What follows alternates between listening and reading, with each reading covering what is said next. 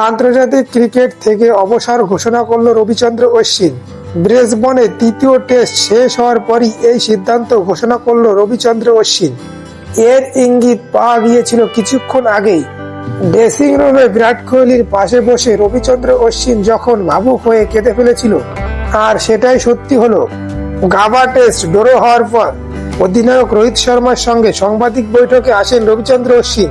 তিনি বলেন, আমার এখানে আসার কথা ছিল না, কিন্তু আমি একটা কথা সকলকে জানাতে এসেছি। আন্তর্জাতিক ক্রিকেটে এটাই আমার শেষ দিন। আমি আন্তর্জাতিক ক্রিকেট থেকে অবসর নিচ্ছি। তবে আইপিএলে রবিচন্দ্র অশ্বিনকে সিএসকের হয়ে খেলতে দেখা যাবে। রবিচন্দ্র অশ্বিন ভারতের হয়ে মোট 106টি টেস্ট ম্যাচ খেলেছে, যেখানে তিনি 537টি উইকেট নিয়েছে, 37 বার 5 উইকেট নিয়েছে।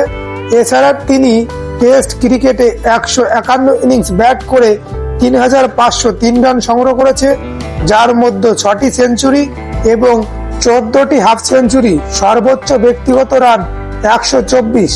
রবিচন্দ্র অশ্বিন ওডিআই ক্রিকেটে 116টি ম্যাচ খেলে 156টি উইকেট নিয়েছে। তার সেরা বোলিং পরিসংখ্যান 25 রান দিয়ে 4 উইকেট। অশ্বিনী একদিনের আন্তর্জাতিক ক্রিকেটে 63 ইনিংস ব্যাট করে 707 রান সংগ্রহ করেছে। রবিচন্দ্র অশ্বিনী টি-20 আন্তর্জাতিক ক্রিকেটে 65 ম্যাচে 72 উইকেট নিয়েছে।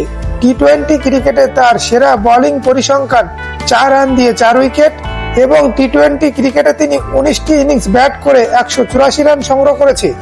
রবিচন্দ্র অশ্বিন টেস্ট ক্রিকেটে অভিষেক হয় 2011 সালে ওয়েস্ট ইন্ডিজের বিরুদ্ধে এবং শেষ টেস্ট ম্যাচ খেলে 2024 সালে অস্ট্রেলিয়ার বিরুদ্ধে।